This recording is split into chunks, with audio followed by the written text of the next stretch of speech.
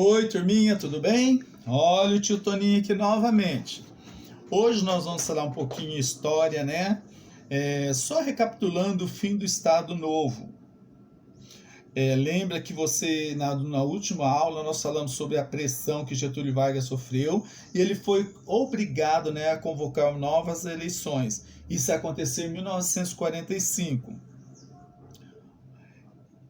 Ele autorizou a fundação de partidos políticos e extinguiu o DIP. Não sei se vocês se lembram do DIP.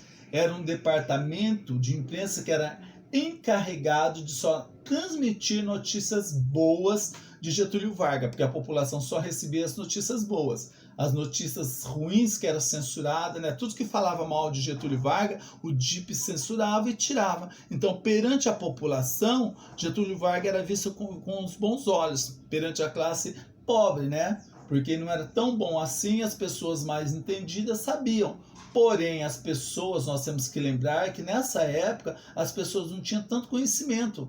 E o que tinha, a meio de comunicação era jornal e rádio. E pelo rádio, o rádio era censurado, então só falavam notícias boas de Getúlio Vargas. Então todo mundo achava que Getúlio Vargas era um verdadeiro Deus na Terra, né? Era conhecido como o pai dos pobres.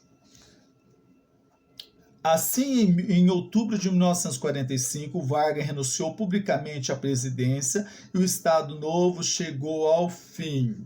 Então, mesmo assim, Getúlio Vargas corre o risco de se candidatar novamente e ser eleito. Então, ele vai ser proibido, né, de participar da próxima eleição. Então, vamos pegar o nosso livro agora, na página 64. A República Populista. Por que populista, pessoal? Como Getúlio Vargas era o candidato assim, mais preferido da população, né, e ele estava proibido de participar dessa eleição, o que aconteceu? Os outros candidatos começaram a se achegar até o povo, ser bem popular, por isso que é populista, é bem eles conviviam com a população, estavam diretamente falando com a população, né, bem populista, para conseguir os votos. Então, nós vamos começar o livro na página 64.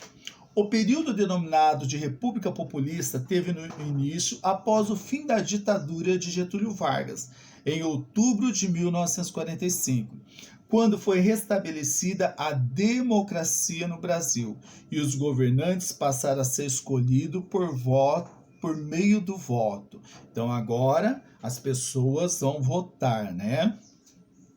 Com o objetivo de conseguir o apoio da população, os políticos chamados de populista, né? Eles queriam estar sendo popular no meio da população, queria que a população gostasse dele para poder conseguir os votos. Então eles se infiltravam no meio das pessoas, se faziam passar, né, por pessoas comuns para conseguir o voto, né? Depois de conseguir o voto, não queria nem saber de nada, iguais os políticos atuais.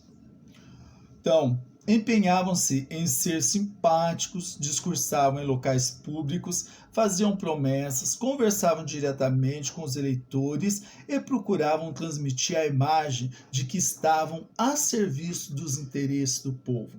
Então ele se mostrava bem povão, né? Eu vou assumir o poder, vocês irão me colocar e eu irei garantir, né, o interesse do povo. Era essa imagem que os candidatos populistas faziam. Então vamos lá. Embaixo da foto nós temos aí, ó, Jânio Quadros, candidato a presidente da República, exibe uma vassoura, símbolo de sua campanha presidencial. A vassoura era usada para mostrar que Jânio pretendia varrer todos os maus políticos do país. Tá? Então essa era a proposta dele, vou varrer todos os maus políticos do país. Depois, porque ele vai aparecer lá na frente, nós vamos ver que o governo de Jânio Quadros não foi tão bom, tá? Mas isso é depois. Depois nós voltaremos a falar um pouquinho de Jânio. Bom, turminha, então vamos continuar aqui na página 65. Então nós vamos ver agora o primeiro presidente que foi eleito após, né, o golpe que Getúlio Vargas deu. Então nós vamos ver quem foi eleito. Os presidentes do Brasil durante o período populista. Vocês se lembram, eu acabei de explicar que os candidatos queriam ser bem populares para conseguir arrancar o voto das pessoas. Então vamos lá. Marechal Eurico Gaspar Dutra. Ele vai governar de 1946 a 1951. Dutra foi o primeiro presidente eleito após o restabelecimento da democracia. Então Getúlio Vargas tinha cancelado as leis e ele estava governando. Agora ele foi retirado e houve novamente a democracia. O povo vai escolher o seu governante. Foi uma época marcada por acordos políticos e comerciais, em que o governo brasileiro apoiava os estadunidenses em decisões políticas e recebia em troca incentivos financeiros para a compra de produtos importados. Então o que acontece? O Brasil começa a comprar produtos de outros países, Os produtos importados começam a chegar no Brasil. Uma das prioridades desse governo foi a construção de grandes obras, como a usina hidrelétrica de Paulo Afonso, na Bahia, e a rodovia Rio-São Paulo, atualmente denominada Rodovia Presidente Dutra. A Constituição de 1946. Em 1946, foi aprovada uma nova Constituição por uma Assembleia Constituinte, cujos principais pontos estão descritos a seguir. Não sei se vocês se lembram que Getúlio Vargas cancelou a Constituição e ficou governando um tempão, tá? Então ele foi retirado, então foi feita uma nova Constituição. Então, esta Constituição que nós vamos ler agora, os principais pontos. Primeiro, o Brasil torna-se uma república federativa. Os estados restabelecem sua autonomia. A população poderia eleger os seus governadores. Então, cada região, cada estado vai eleger o seu governador. Os presidentes deveriam ser eleitos por voto direto e secreto e governariam por um período de 5 anos. O voto tornou-se obrigatório para os brasileiros de ambos os sexos, alfabetizados e maiores de 18 anos. Então, tanto a mulher quanto o homem agora é obrigado a votar. República Federativa é um país composto de determinados números de territórios com governos próprios, chamado de estado, ou seja, cada governo vai governar o seu estado, e unidos por um governo federal. Bom, turminha, vamos agora na página 66. Getúlio Vargas. Então, Getúlio Vargas, num período, num mandato, ele foi afastado, porque ele não pôde participar dessa eleição. Agora ele volta novamente, que é o próximo mandato, ele vai participar e ele vai ganhar essa eleição. Então vamos pegar a página 66. Getúlio Vargas, 1951 a 1954. Getúlio Vargas lança sua candidatura às eleições presidenciais de 1950, com a promessa de concentrar seus esforços na industrialização e na ampliação dos direitos dos trabalhadores.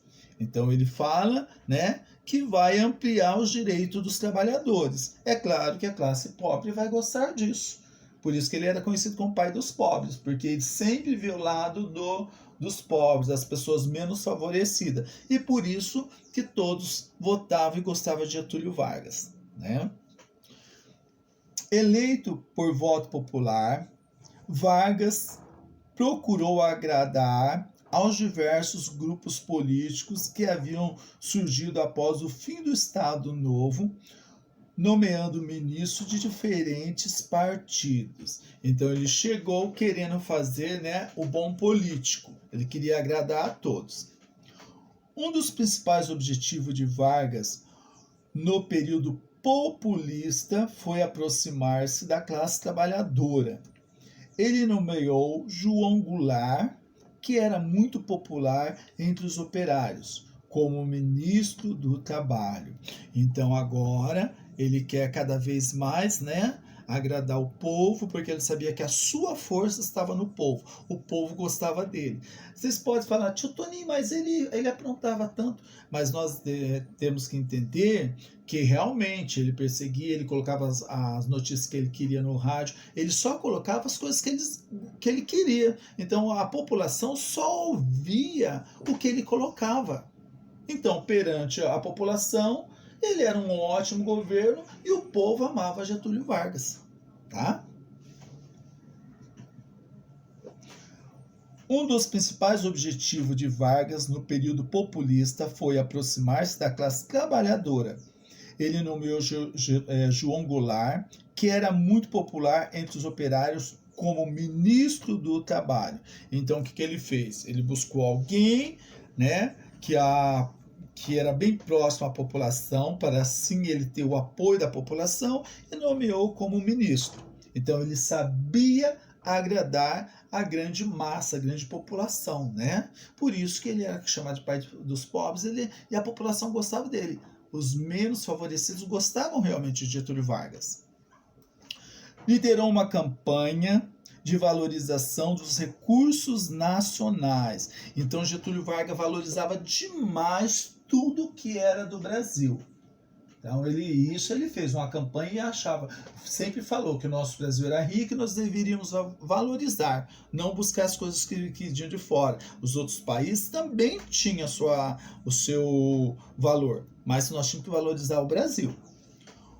Um dos lemas dessa campanha era: o petróleo é nosso. E ela foi concluída em 1953, com a criação da Petrobras, empresa nacional destinada a explorar o petróleo. Apesar da política modernizadora e desenvolvimentista de Vargas, uma grande crise política afetou gravemente o seu governo, que passou a ser duramente criticado por jornalistas, políticos, oposicionalistas e militares. Então ele começou a receber críticas. Olha o que acontece. Ameaçado de perder novamente o poder, Vargas suicidou-se no dia 24 de agosto de 1954. E ele deixou uma carta, né, dizendo assim: saio da vida para entrar na história. Então ele quis entrar na história como um grande presidente do Brasil. Com a morte de Getúlio Vargas, a presidência passou para seu vice, Café Filho. Contudo, Café Filho se afastou do governo por motivos de saúde em novembro de 1955. Assumiu então o presidente da Câmara dos Deputados, Carlos Luz, mas 3 dias depois foi afastado do cargo, declarado impedido de exercer a presidência pelos deputados.